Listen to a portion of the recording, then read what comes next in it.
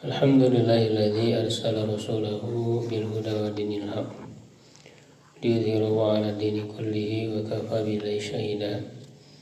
Asyhadu an la ilaha illallah wahdahu la syarika lah wa asyhadu anna Muhammadan abduhu wa rasuluhu alladzi la nabiyya ba'da. Wa usalli wa usallimu ala sayyidil awwalin wal akhirin nabiyina Muhammadin wa ala alihi wa ashabihi wa man ihtada bihadihi wa sanna bi sunnatihi ila yaumil. Alhamdulillah para bapak jamaah sekalian, di malam hari ini kita kembali dipertemukan oleh Allah Subhanahu wa taala dalam kajian rutin mengkaji ayat-ayat Al-Qur'an, dan kita masih belajar dari kisah Nabi Ibrahim alaihissalam. Sebelumnya sudah kita bahas kisahnya bersama dengan Nabi Ismail ketika mendapat ujian yang cukup berat, ya, diantaranya harus menyembelih ya Nabi Ismail, dan di sana banyak nilai pendidikan yang diajarkan kepada kita. Begitu juga dalam ayat-ayat ini masih mencerminkan, menjelaskan tentang kisah Nabi Ibrahim dan Nabi Ismail, yaitu kisah ketika di sini diingatkan oleh Allah, wa'id, dan ingatlah ketika yarfa'u Ibrahim, Nabi Ibrahim meninggikan bangunannya kembali, membangun kembali al-qawaida, pondasi-pondasi minal baiti, dari rumah Allah, Baitullah, Ka'bah. Wa Ismailu, dan Ismail. Jadi di sini Nabi Ibrahim alaihissalam melakukan pembangunan kembali terhadap Baitullah, Ka'bah, yang saat itu sudah tidak terlihat lagi bangunannya.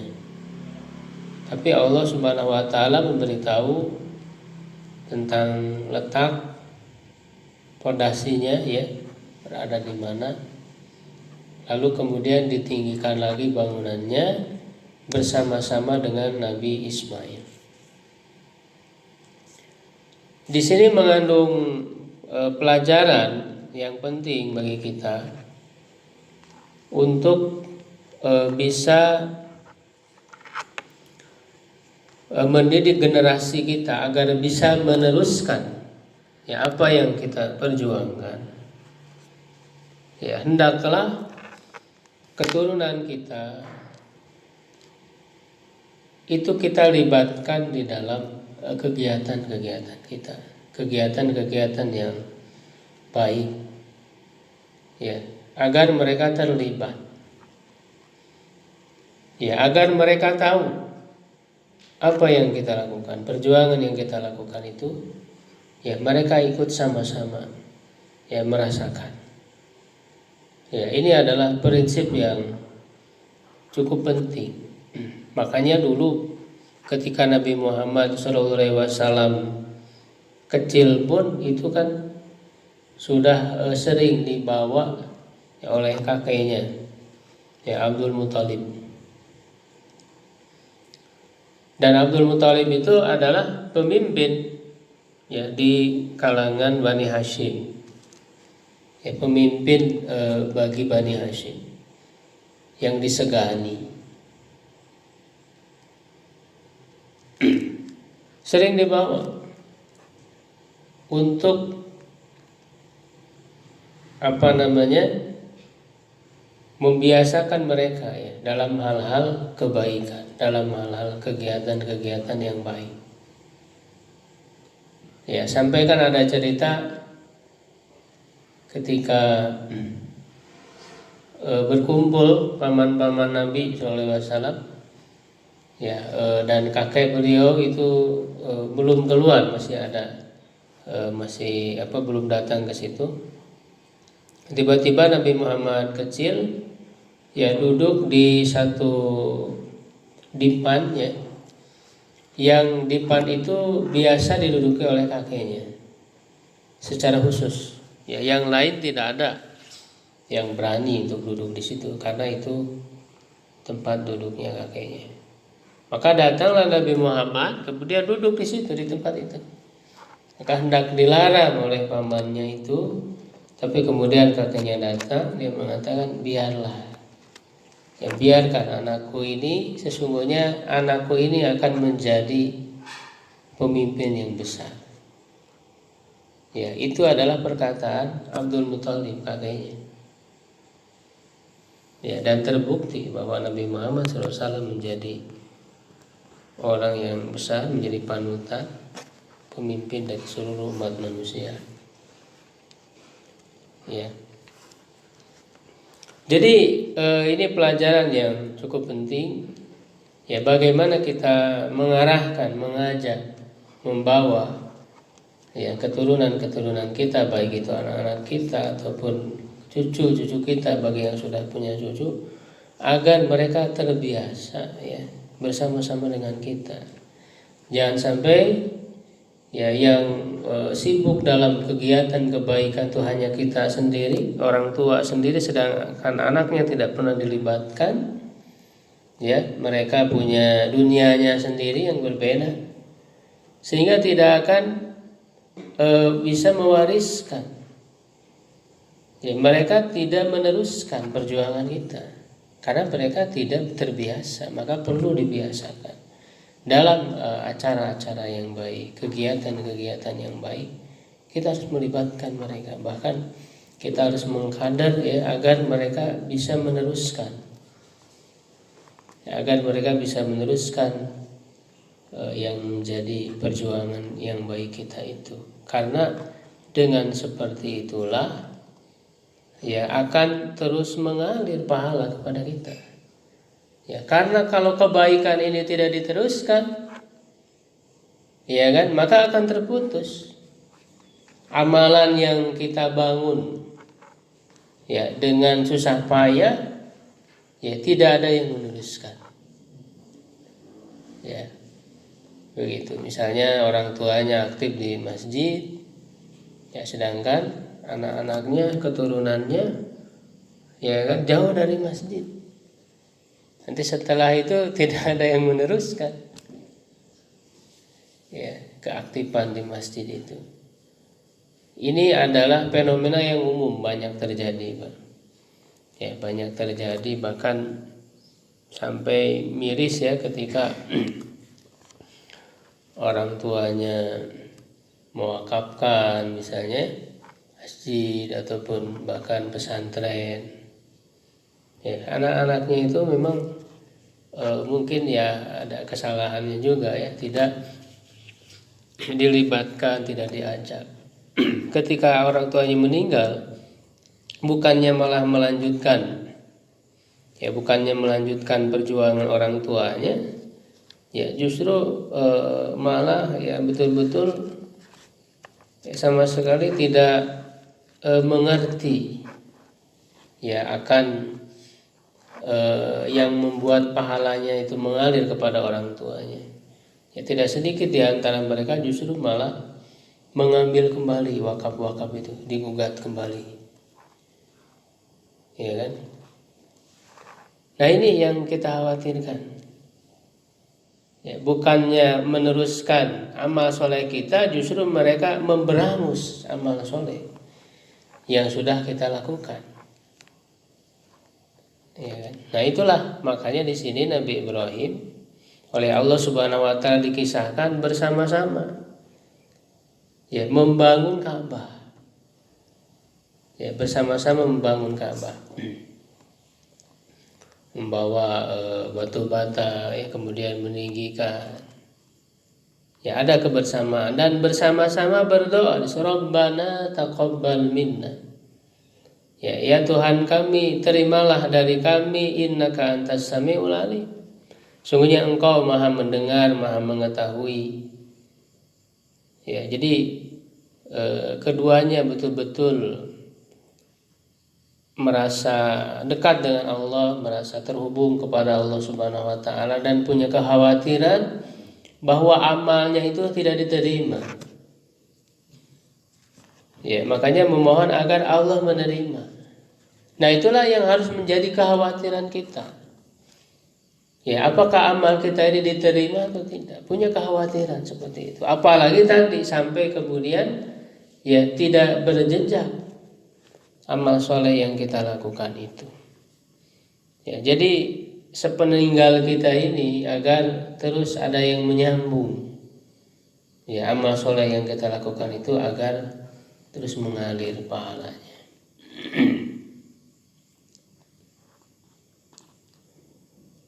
Rabbana waj'alna muslimaini laka, ya Tuhan kami, jadikanlah kami ya orang yang muslim, orang yang berserah diri kepadamu. Wa min dzurriyyatina ummatan muslimatan lak, dan juga dari keturunan-keturunan kami ya umat yang muslim yang berserah diri. Ya, jadi ini menunjukkan para nabi itu adalah memiliki agama yang satu, yang sama. Bahkan di sini diistilahkan dengan muslim juga. Ya, mereka sama-sama menyembah Allah Subhanahu wa taala. Tidak pernah sama sekali ya Nabi Ibrahim mengajarkan kemusyrikan. Tidak pernah sama sekali. Ya, penyembahan berhala, mengundi nasib misalnya yang dilakukan oleh orang-orang jahiliyah. Ya kan, ini sebagai penegasan dari Allah kaitannya dengan Ka'bah. Ya, kaitannya dengan Ka'bah karena orang-orang kafir ketika itu, orang-orang jahiliyah mengklaim bahwa mereka lah yang berhak terhadap Ka'bah, padahal dan mereka mengatakan bahwa mereka adalah mewarisi dari Nabi Ibrahim dan sebagainya. Tapi di sini diluruskan ya bahwa Nabi Ibrahim semata-mata mengajarkan tauhid, tidak pernah mengajarkan penyembahan berhala, patung-patung yang mereka bawa ke dalam Ka'bah itu. Ya, jadi di sini mengingatkan sejarah bagaimana Nabi Ibrahim itu meninggikan kembali Ka'bah itu. Ya, dengan dalam keadaan muslim berserah diri kepada Allah. Wa arina manasikana, ya, dan perlihatkan kepada kami manasik, ya, manasik haji. Wa tub alaina, ya, dan di situ ya justru Allah menegaskan yang paling berhak terhadap Nabi Ibrahim itu ya adalah Nabi Muhammad SAW sebagai nabi terakhir yang meneruskan agama yang benar. Ya, lalu kemudian Nabi Ibrahim berdoa, ya Tuhan kami, utuslah di antara mereka seorang rasul. Nah, ini doa Nabi Ibrahim ini dikabulkan dengan diutusnya Nabi Muhammad. Utuslah pada mereka, yaitu kan di bangsa Arab. Ini kan Nabi Ibrahim dengan Nabi Ismail itu kan di Mekah ya, membangun Ka'bah ini. Ya, siapa nabi yang akan lahir fihim di antara mereka? Nabi Muhammad. Karena tidak ada lagi nabi setelah Nabi Ismail di negeri itu, di negeri Arab. Karena nabi-nabi setelahnya itu kan dari keturunan Nabi Ishak di Syam, ya, yang anaknya Sarah. Ya, Nabi Ishak, Yakub, Yusuf, terus sampai Nabi Isa, itu kan keturunan Bani Israel. Ya, keturunan Nabi Ishak. Nah, baru nanti keturunan Nabi Ismail itu hanya Nabi Muhammad yang terakhir. Jadi doa Nabi Ibrahim ini ya dikabulkan Allah dengan diutusnya Nabi Muhammad. Jadi Rasulan di sini adalah Nabi Muhammad SAW. Ya, maka ya otomatis Nabi Muhammad lah yang paling berhak ya meneruskan ajaran Nabi Ibrahim alaihissalam. Ya, bahkan selalu kita sebut dengan millata Ibrahim. Ya, millata Ibrahim Hanifah. Ajaran Nabi Ibrahim yang lurus. Ya, yang tugasnya apa? Yaslu alaihim ayatika, membacakan kepada mereka ayat-ayatmu. Wa yu'allimuhumul kitab wal hikmah, mengajarkan kitab maksudnya Al-Quran, wal hikmah dan sunnah. Wa yuzakkihim, dan mensucikan mereka. Ya, ini mencerminkan bagaimana nanti proses pendidikan dalam Islam itu. Ya, dalam Islam. Yang pertama adalah membacakan ayat-ayat Allah. Ya. Agar dengan dibacakan ayat-ayat Allah itu ya timbul perasaan kagum akan kebesaran Allah. Ya kan, merasa kagum terhadap ayat-ayat Allah yang penuh dengan mukjizat. Ya, makanya ini merupakan pondasi dalam pendidikan Islam. Ya, kita harus memperdengarkan ayat-ayat Al-Qur'an ini. Jangan sampai anak kita ya keturunan kita sangat jauh daripada Al-Qur'an. Itu sejak kecil harus diperdengarkan kepada mereka Al-Qur'an. Baik oleh orang tuanya yang mencontohkannya ya tilawah ngaji di rumah agar terdengar oleh mereka. Makanya kata Rasulullah, jangan kalian jadikan rumah-rumah kalian itu kuburan, sepi ya, yaitu ketika tidak ada bacaan Al-Qur'an. Nah, ini membacakan Al-Qur'an kepada mereka. Ya, dari orang tua atau kemudian ya bisa juga dengan murotal ya, rekaman-rekaman. Dan mereka juga dari sejak kecil ya dibimbing ya dalam program-program ya menghafal Quran, ya membaca Al-Quran. Karena ini adalah pondasi dalam pendidikan.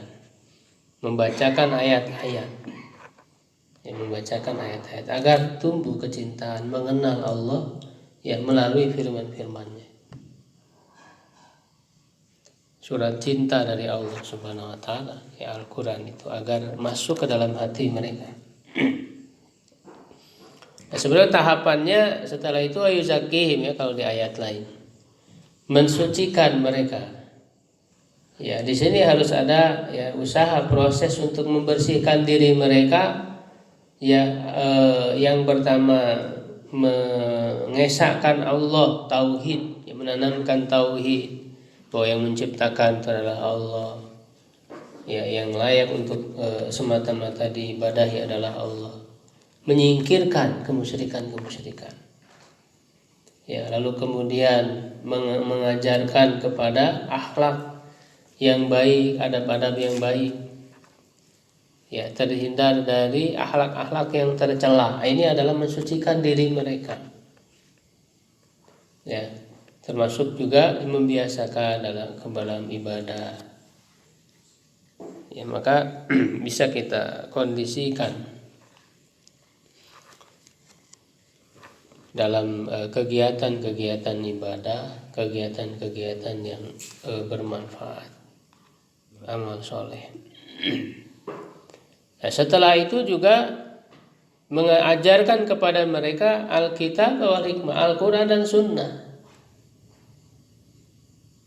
Pelajarkan Al-Quran, bukan hanya membaca, menghafalnya saja, tapi ajarkan ilmunya yang terkandung di dalam Al-Quran itu.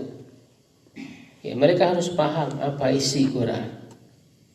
Ya kan, apa isi Quran itu mereka harus paham dan tidak pernah berhenti. Belajar Quran itu tidak pernah berhenti karena ini adalah lautan yang sangat luas. Ya, jadi ini dulu yang kita utamakan. Ya, mereka belajar ya, paham isi Al-Quran. Ya, sebelum kepada ilmu-ilmu yang lain. Juga sunnah, hikmah di sini maksudnya adalah sunnah Rasulullah, hadis-hadis Rasulullah SAW. Mereka harus tahu apa ya yang telah ditinggalkan oleh Rasulullah, hadis-hadis Rasulullah, sabda-sabda Rasulullah. Ya, mereka harus kenal. Ya, kalau kepada Al-Quran ya berarti Quran itu adalah firman Allah. Dengan mereka mempelajari Al-Quran berarti kan akan membuat mereka ingat kepada Allah, ingat kepada apa yang Allah firmankan. Belajar hadis ya berarti kan mereka mengingat kepada Rasulullah SAW.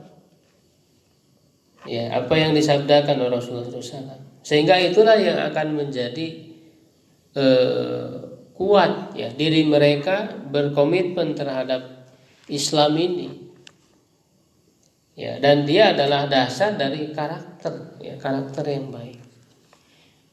Ya, kalau orang sudah berpegang teguh ya kepada Allah dan Rasul-Nya, ya, maka dimanapun dia berada akan terus. Karena kan kita sebagai orang tua tidak akan mungkin terus bisa mengawasi mereka. Ya. Jadi pengawasan yang paling bagus ya, yang paling efektif ya adalah diri mereka sendiri. Ya, kita mau memantau, mengawasi ya anak-anak kita seketat apapun, tetap saja ya mereka akan punya celah. Setan itu pintar membuat celah-celah itu. Iya kan?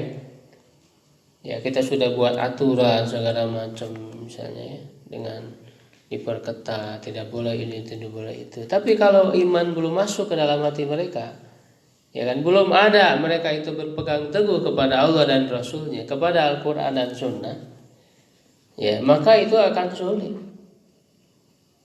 Ya, apalagi sekarang itu bisa jadi anak itu lebih pintar daripada orang tuanya. Ya, mereka lebih paham terhadap gadget misalnya, ya bisa melakukan yang di luar dugaan kita bisa saja.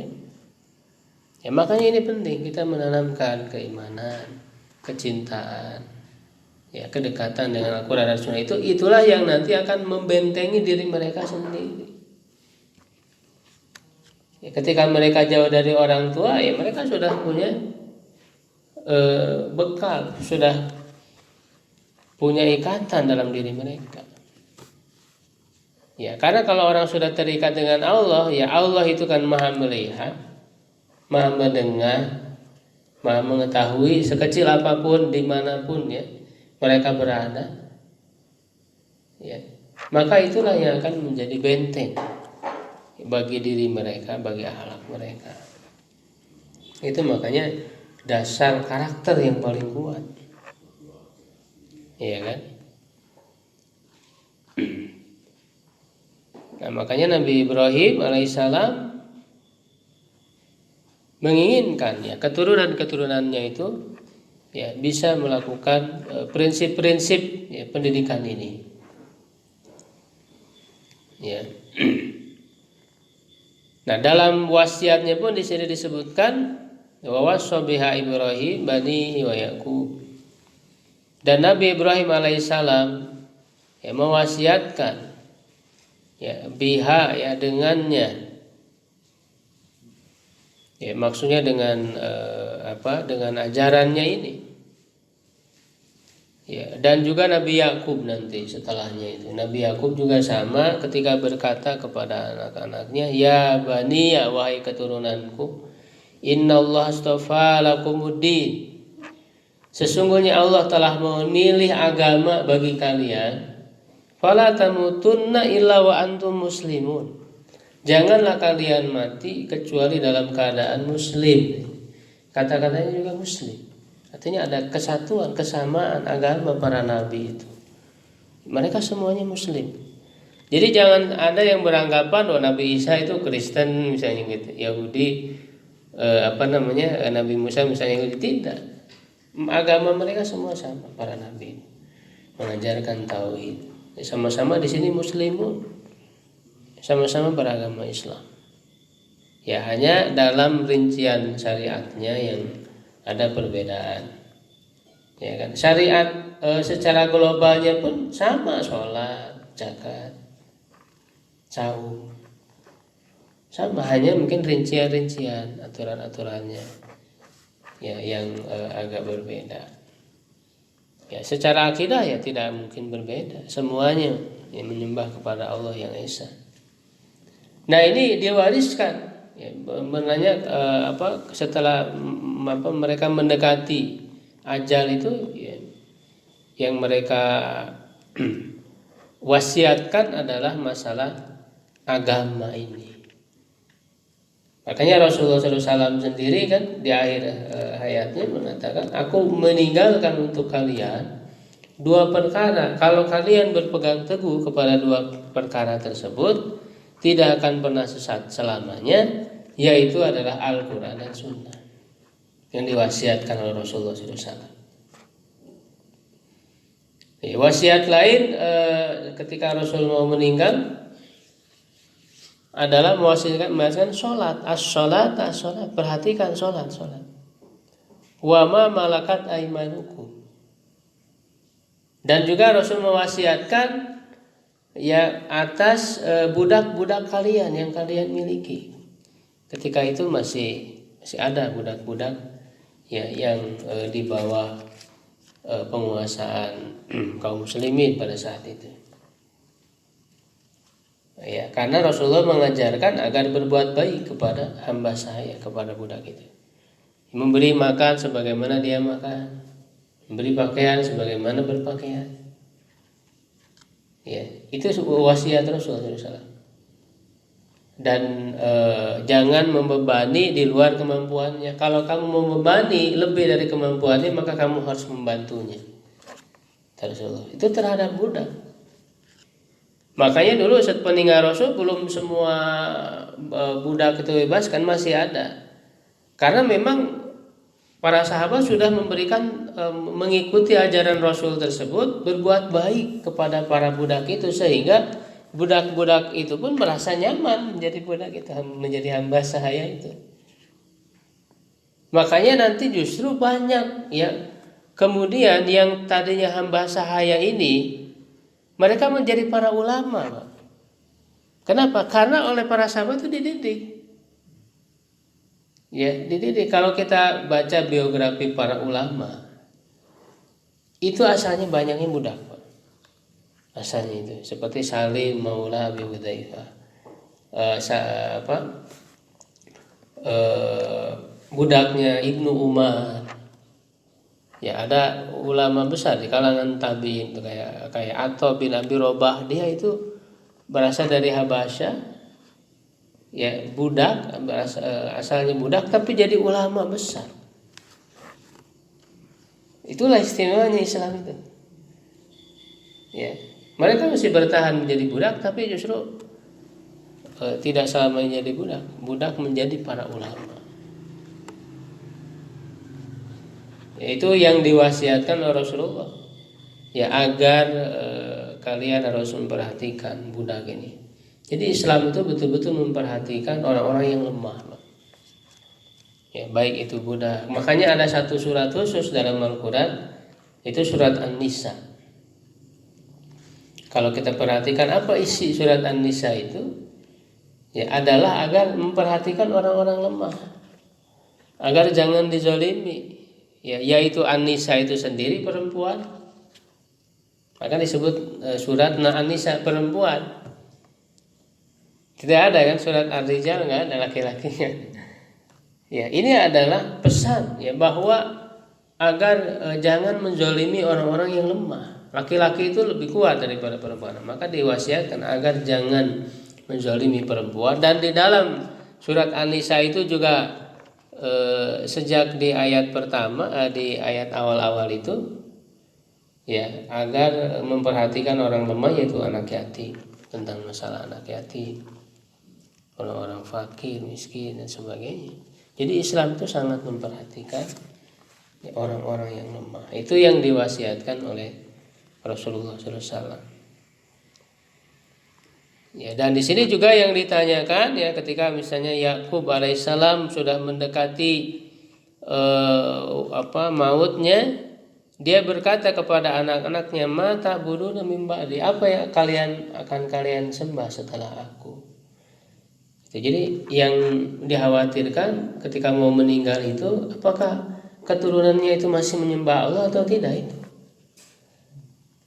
Tidak begitu mengkhawatirkan masalah dunia, masalah harta bisa dicari. Ya, tapi yang harus dikhawatirkan anak-anak kita, keturunan kita, sepeninggal kita apakah masih beribadah kepada Allah atau tidak itu. Ya kan?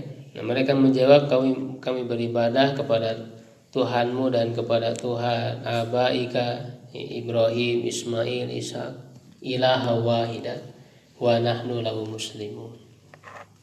Ya kan? Inilah komitmen ya bagi kita sebagai muslim ya untuk mewariskan ya agama, ya komitmen terhadap agama ini kepada keturunan kita. Mudah-mudahan Allah Subhanahu wa taala menjaga kita semua dan keturunan kita agar tetap selalu menyembah Allah Subhanahu wa taala. Kalau ada yang ditanyakan, dari Nabi Ibrahim itu Ismail dan Ishak, dari Ishak kan banyak nabi-nabi. Kemudian dari Ismail tidak ada nabi, sampai terakhir Nabi Muhammad. Berarti dalam jaga itu orang-orang Arab itu tidak ada yang memberikan bimbingan agama, berarti mereka itu meneruskan ajarannya Nabi Ibrahim. Makanya kan sampai ke jahiliyah kan mereka masih mengklaim mengikuti ajaran Nabi Ibrahim padahal sudah diselewengkan. Ya, itu kan yang pertama kali membawa penyembahan patung berhala itu namanya Amr bin Luhai. Amr bin Luhai, tapi dia cukup disegani di kaumnya kan. Dermawan, dia bawa satu patung dari Syam asalnya itu. Ya kan, lalu diikuti penyembahan itu.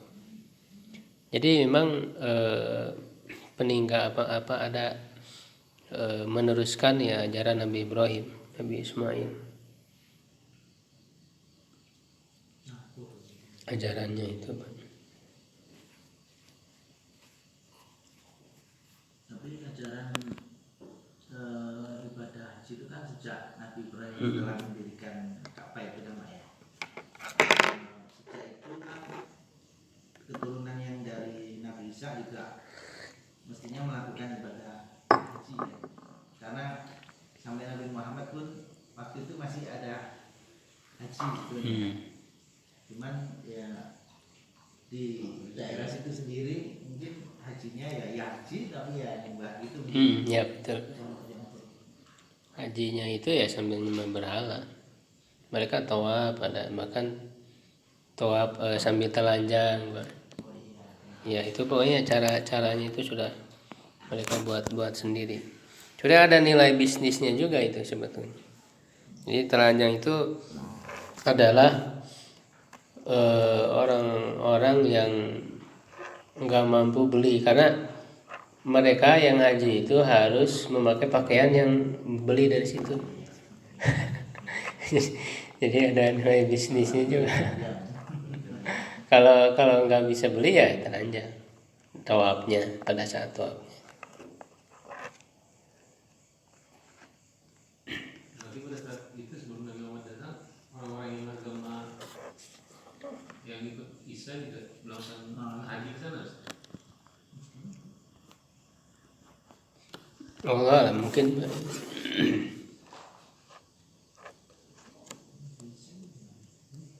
Dan juga kan tidak ini juga Pak, apa namanya, penerusnya itu udah nggak ada Pak, jarang.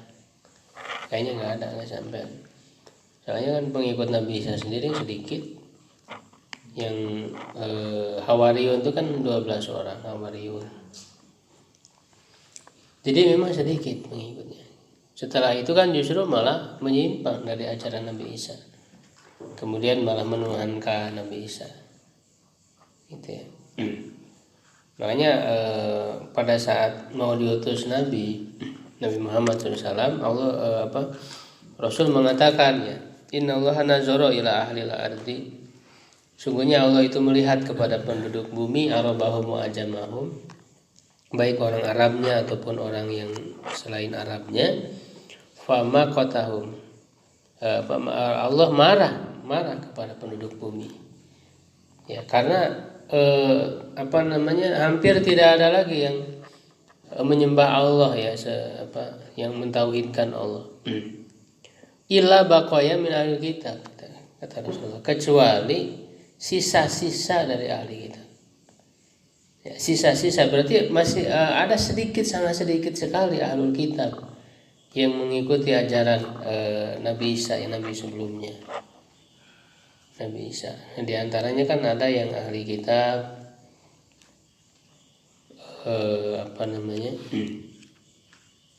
tiga orang itu ya, di antaranya nanti Waraqah bin Naufal itu. Waraqah bin Naufal itu yang awal-awal Rasulullah diturunkan wahyu kan, dibawa ke Waraqah bin Naufal yang paham tentang masalah kitab. Sehingga kata Waraqah bin Naufal, ya sesuai dengan ciri-ciri yang disebutkan dalam kitab itu bahwa engkau adalah nabi. Jadi sisa-sisa ya sangat sedikit.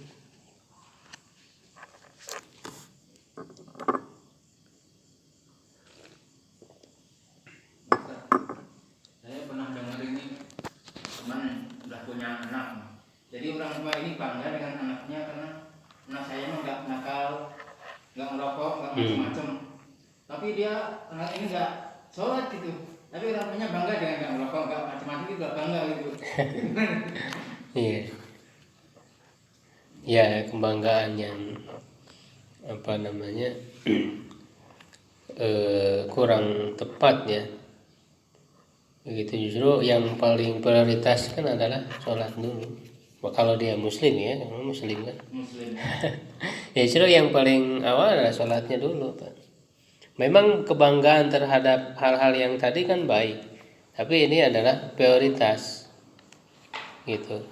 Kebanggaan terhadap itu iya, tapi ada kebanggaan yang harus lebih prioritas, yaitu sholat. Sholat itu yang paling utama, yang paling awal. Karena nanti akan berpengaruh kebaikan-kebaikan yang lain kan menjadi nol nilainya kalau sholat tidak ditegakkan. Gitu. Jadi salah prioritas. Ya, dan juga mungkin ya tidak paham agama. Ya, karena kan justru pendangkalan ya terhadap pemahaman agama ini ya dari paham-paham barat ya, sekularisme, liberalisme. Jadi menyebarkan pemahaman bahwa yang namanya baik, orang baik itu adalah ketika tidak mengganggu orang lain gitu ya, baik terhadap sesama. Jadi ukuran baik itu tidak dilihat di sisi ibadahnya kepada Allah ya. Nah ini saya kira ya salah. Bagi seorang muslim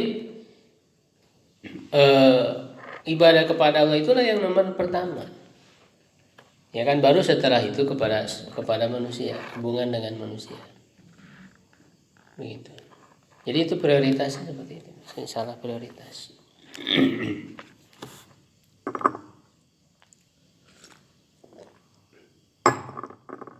Baik, kalau tidak ada lagi. Ya, Pak. Ya, ini terkait agak sedikit berbeda ini. Ini terkait dengan salawat, Ustaz. Ini kan dulu saya waktu sebelum pandemi itu nggak terlalu paham salawat sendiri, boleh dibilang jarang baca salawat. Pas pandemi itu sering dengar gitu di YouTube ini, ternyata salawat itu utamanya banyak gitu kan ya, utamaan salawatnya. Salawatnya kan baca salawat yang pendek-pendek gitu kan ya.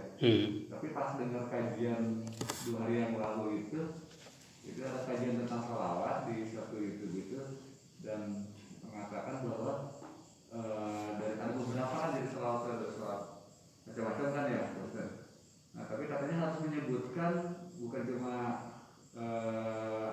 Rasulullahnya, tapi dengan keluarganya gitu kan ya, keluarga. Dan nah pas dilihat ke arti-artinya itu kok banyak yang nggak ada penyebutan keluarganya gitu loh.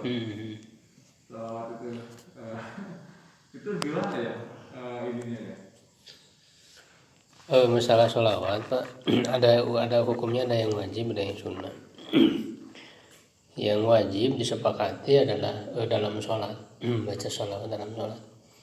Makanya ketika sahabat bertanya, ya Rasulullah, kan di dalam Al-Quran ada perintah, ya ayyuhalladzina amanu shollu alaihi wasallimu taslima kan. Innallaha wa malaikatahu yusholluna 'alan nabi kan. Ya ayyuhalladzina amanu shollu alaihi wasallimu taslima, itu perintah. Para sahabat bertanya, kaifa nusalli alaika ya Rasul? Bagaimana kami bersolawat kepadamu?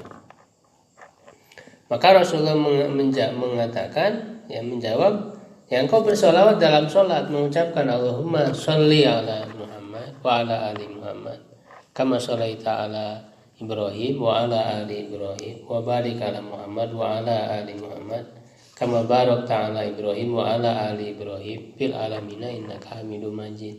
Itu yang diajarkan oleh Rasulullah. Ya, redaksi bacaan sholawat yang kita baca dalam sholat. Dan itu yang wajib, hukumnya wajib membaca sholawat. Ya, adapun di luar itu kita bersolawat kepada Rasul, ya hukumnya itu sunnah, tidak wajib. Ya, tidak wajib. Dalam doa kita sebelum berdoa kita memuji Allah dulu dan bersolawat, ya, menyebutkan asma Allah, ya kan? Baru bersolawat kepada Nabi, berdoa, ya, ataupun dalam majelis ya kita sebelum kajian kan kita bersolawat dulu tadi ketika dibacakan alhamdulillah kan, hamdalah terus Allahumma sholli ala Muhammad atau nusolli wa nusallim, itu bersolawat, mengucapkan itu bersolawat. Ya, nah di luar itu kan sebetulnya orang membuat kata-kata rangkaian, merangkaikan, yaitu bervariasi. Yang penting jelas mananya bersolawat, ya, sholatu wassalamu gitu kan, sholawat kepada Rasul, kepada keluarga, wala alihi wa ashabihi, kepada sahabat-sahabatnya. Ya memang umumnya begitu, seperti itu, sholawat kepada Rasul, pada keluarganya, alihi wa ashabihi, sahabat-sahabatnya. Ya bahkan waman tabi'ahu bi ihsan ila yaumil misalnya, dan yang mengikuti mereka, ya mengikuti mereka semua. Ya, adapun sekarang orang yang buat sholawat itu kan adalah dibuat oleh manusia gitu ya, oleh manusia biasa. Ada istilah-istilah sholawat apa gitu ya. Itu hanya kreativitas mereka membuat, bukan langsung dicontohkan oleh Nabi, ya itu sebagai bentuk ini. Dan ketika disebut nama Nabi Muhammad, ya kita mengucapkan Sallallahu Alaihi Wasallam, itu juga bersolawat, ya, dan tidak harus pakai nyanyi bersolawat. Ya, baca aja, nggak harus pakai bernyanyi gitu ya. Baca yang kita ini saja. Terus redaksinya yang lebih kita utamakan yang dari Rasulullah. Walaupun tadi ya orang bisa saja buat sendiri, tapi kadang kita harus lihat dulu redaksinya, ya, karena dikhawatirkan ada yang melebih-lebihkan, dalam arti seakan-akan menempatkan posisi Nabi Muhammad itu seperti Tuhan gitu. Ya bisa ada redaksi sholawat yang mengarah ke sana gitu. Kalau buatan manusia kan gitu ya. Kita mencukupkan apa yang mudah saja yang ini. Seperti itu ya, salah sholawat. Wallahu a'lam bishawab. Subhanakallahumma bihamdik, asyhadu an la ilaha illa anta, astaghfiruka wa atubu ilaik.